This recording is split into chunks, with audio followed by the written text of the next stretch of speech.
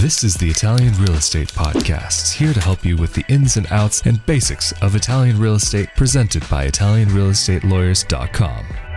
Hello and welcome to another edition of the Italian Real Estate Podcast, presented by ItalianRealEstateLawyers.com. We, of course, are back here again with Italian attorney Marco Permunian. How are you doing, man?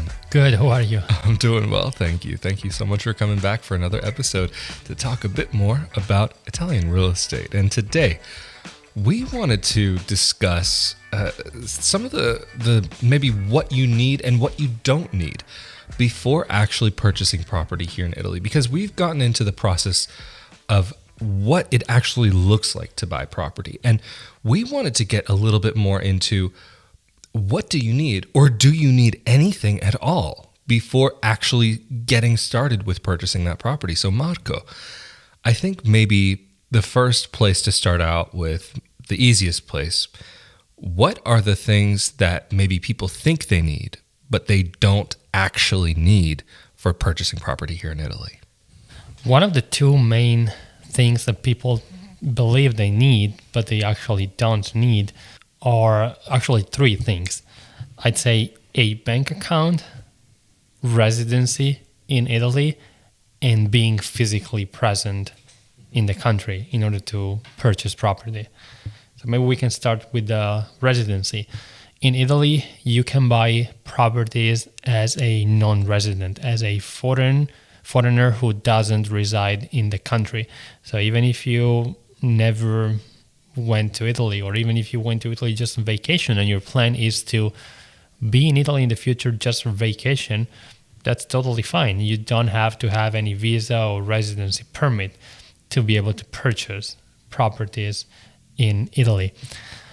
And the second thing that people believe they need is that they need to actually be present in Italy to complete the purchase of their property.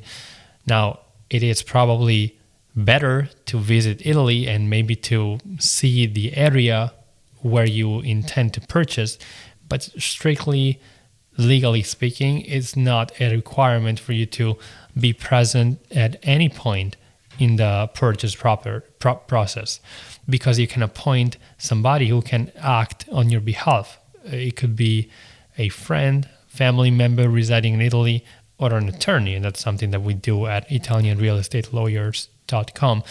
We help people based on a power of attorney to purchase properties in Italy.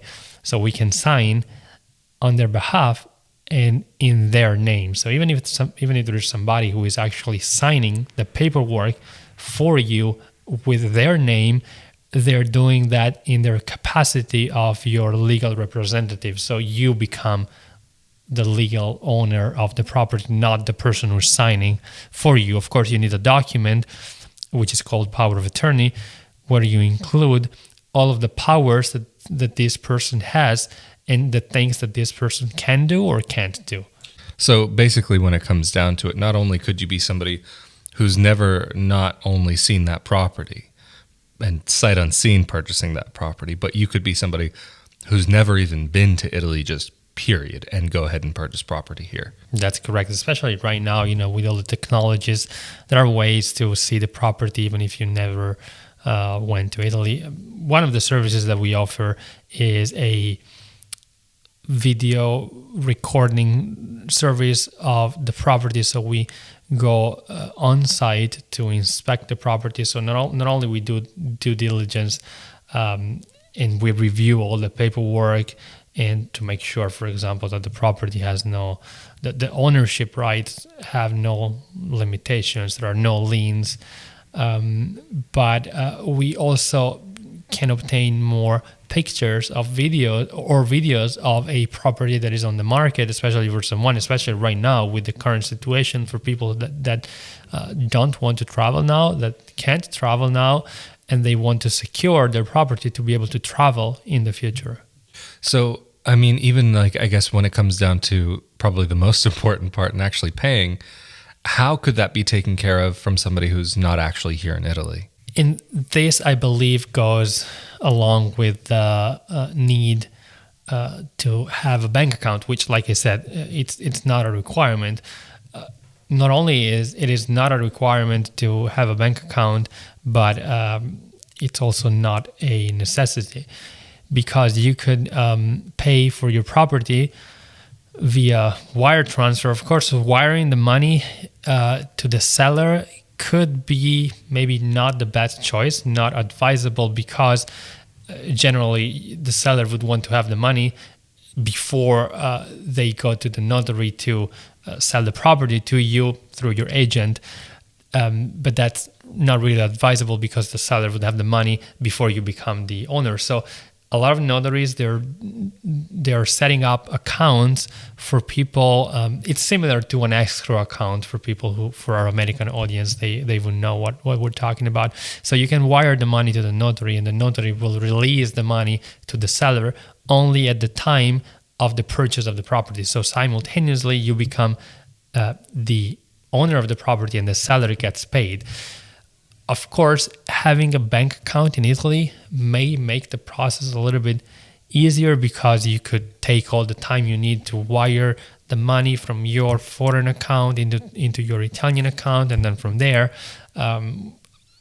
also to avoid any commission fees like bank commission fees, exchange rates, you could just wire the money from the account into the notary's bank account, and save maybe some money, some in terms of fees or expenses. Is this something that could be done through, say, for example, they just changed their branding recently, but TransferWise or Wise.com?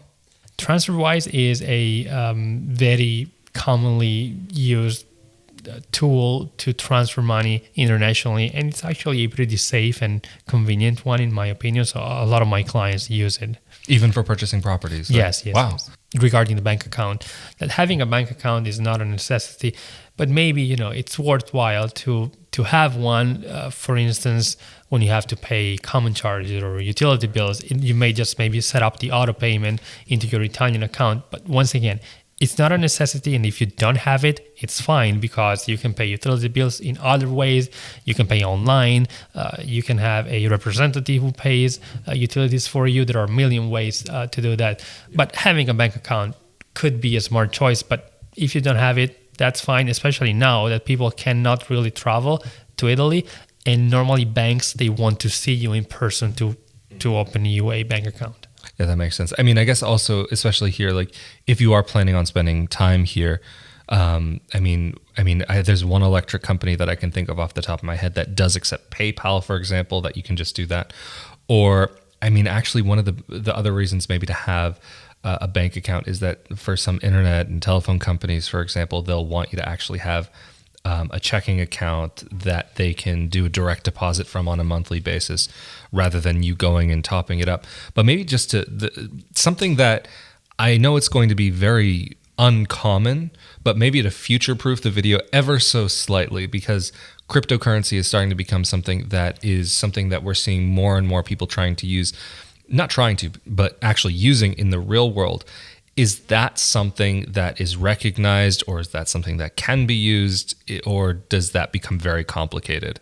I believe at this moment in time, you can't really do that in Italy. You can't use that to buy properties in Italy. So then what would maybe in a fiscal sense be required, other than actually having the money to pay for the property? One thing that is normally required is the Italian Codice Fiscale, the tax code, which, like we said in other videos, if you have a tax code, if you get a tax code, it doesn't mean that you're going to be paying income taxes in Italy. It's just some identification number that is given to you, very similar to a social security number. You don't have to go to Italy to get one. You can get one through the local Italian consulate in the US. You can just apply for it and they mail it to you. And once you have your identification number, your Italian tax ID, at that point you can purchase your property, because in the property deed, they're gonna include your tax ID, actually for the seller and for the buyer. And also, maybe come to think of it, the one other thing that people sometimes believe it's necessary which is somewhat similar to a tax ID number, is an Italian ID. Some people ask me, do I need an Italian ID or an Italian passport to buy properties in Italy? And the answer is, of course, no, you don't need an Italian passport, but you don't even need an Italian ID, the so-called carta d'identità. So you don't have to have one. Your foreign passport will do just fine. What about like a permesso di soggiorno, a permission to stay, or a visa? Is any of that necessary? Nothing of the kind. You don't have to have a visa or a residency permit, and you don't have to be a resident of Italy to complete your purchase. And I think we've definitely discussed this in the past, but something that I've asked you in the past that I think might be worthwhile just touching on here: does owning that property give you the legal ability to stay in Italy? No, we made a whole video, I believe, in the past about this, but no, owning a property doesn't give you, unfortunately, any rights to be in Italy. So you it can be easier for you to apply for a residency permit or for a visa if you own a property in Italy, but having a property in Italy doesn't automatically qualify you for a visa or a residency permit. So I guess I think probably, rather than going too much into it again, maybe to say that people should go check out that video about like how to actually stay in Italy when owning property here, because that's of course a very major piece of the puzzle. If you own property, you probably want to be able to at least take a look at it, I would think. Are there any other common questions or concerns that people who contact you, who want to work with you, will have about coming to Italy and purchasing property, or not coming to Italy and purchasing property, that they think maybe that they might need, but in the end they actually don't need? Well, some people have wondered if they had to speak Italian, which is a good question, especially those people who plan on purchasing the property themselves, so without any middlemen, without any representatives. They just want to go to Italy and purchase their property. As we said in other videos, the purchase of the property must necessarily happen before a notary public. And of course, it goes without saying that the notary public will speak Italian because they are Italian public officials. But if you don't speak the language, if you can't understand the notary public, if you can't understand the deed, the property deed that you're signing, you are entitled to an interpreter, which is not uncommon. So you get an interpreter and they will help you understand the situation. But the answer to the question is you don't have to speak Italian. And actually, if you don't speak Italian, it's not a major obstacle. Of course, if you don't speak Italian, and it may be useful, very useful, to have a legal professional who will be assisting you during the transaction, because not only maybe you don't know the Italian laws and regulations, but if you don't even understand the language, it may be, of course, absolutely advisable to use the services of maybe an attorney or another professional who can help you navigate the process. So I'm assuming here that contacting you guys at ItalianRealEstateLawyers.com, you would be able to handle this then. Absolutely. That's fantastic. And are there any other points that maybe people do contact you about with confusion? Well, some people have wondered if it's maybe useful to have an accountant. Well, it may be useful, especially after the purchase has been completed, for the ongoing property management. So, for example, paying the annual taxes, which, like we said, are very low, and can be even very, very low if it's your first house in Italy. But once again, it's not necessary to have an accountant, but it may be a good choice to have one, maybe where your property is located, like a local professional who can help you deal with, for example, paying taxes or common charges. And normally accountants in Italy in this type of situations are not very expensive. And is it necessary to have any tie to Italy, like a professional tie or a personal tie, like you're in a relationship with somebody, to be able to purchase the property, or just literally anybody who is in the position financially to do it can purchase property here? No, Italy is open to investors. So anybody who is interested in purchasing a property in Italy as an investment or even to buy a vacation house is free to do so.